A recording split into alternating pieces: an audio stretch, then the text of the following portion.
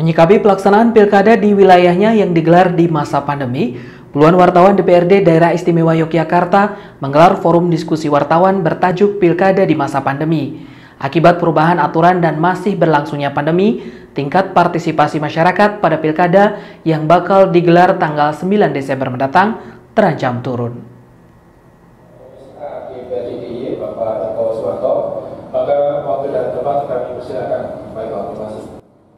Forum diskusi wartawan bertajuk Pilkada di Masa Pandemi ini menghadirkan 3 narasumber, yaitu Ketua Divisi Sosialisasi Pendidikan Pemilih, Partisipasi Masyarakat dan SDM KPU DIY, Ahmad Sidki, Komisioner Divisi Penyelesaian Sengketa Bawaslu DIY, Sutrisnowati, dan Ketua Komisi A DPRD DIY, Eko Suwanto. Karena digelar di masa pandemi, berbagai aturan baru terlihat diterapkan KPU dalam Pilkada 9 Desember mendatang.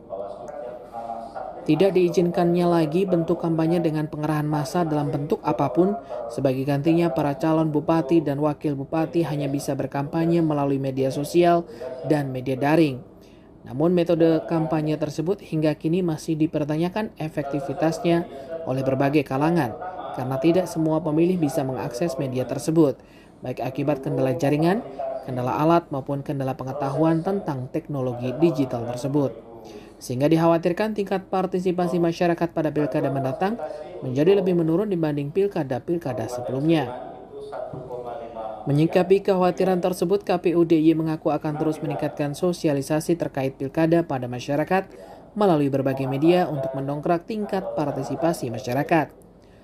Selain itu, meski didorong hanya melalui media sosial dan media daring, namun KPU mengizinkan digelarnya kampanye tatap muka di kawasan-kawasan yang mengalami kendala dalam pelaksanaan kampanye secara daring. Hanya saja untuk mencegah penularan COVID-19, pelaksanaan kampanye tatap muka dibatasi paling banyak hanya 50 orang. Terkait dengan tadi efektivitas kampanye model daring ini, karena kan tidak semua bisa mengakses untuk model daring ini. Baik ya, jadi memang untuk kampanye pilkada di masa pandemi ini, KPU mendorong ya paslon tim kampanye itu melakukan melalui media sosial dan media daring. Khususnya ini untuk kampanye-kampanye yang tatap muka, pertemuan terbatas, tatap muka, kemudian dialog dan sebagainya.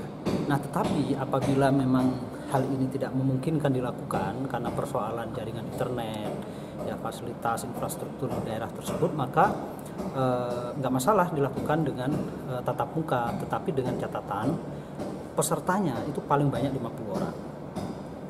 KPU DIY sendiri mentargetkan tingkat partisipasi masyarakat dalam pilkada mendatang bisa mencapai lebih dari 80%. Namun jika ternyata nantinya tingkat partisipasi turun tajam, bahkan hingga di bawah 50%, sesuai aturan hasil pemilihan tetap dianggap sah. Trike Desyana melaporkan.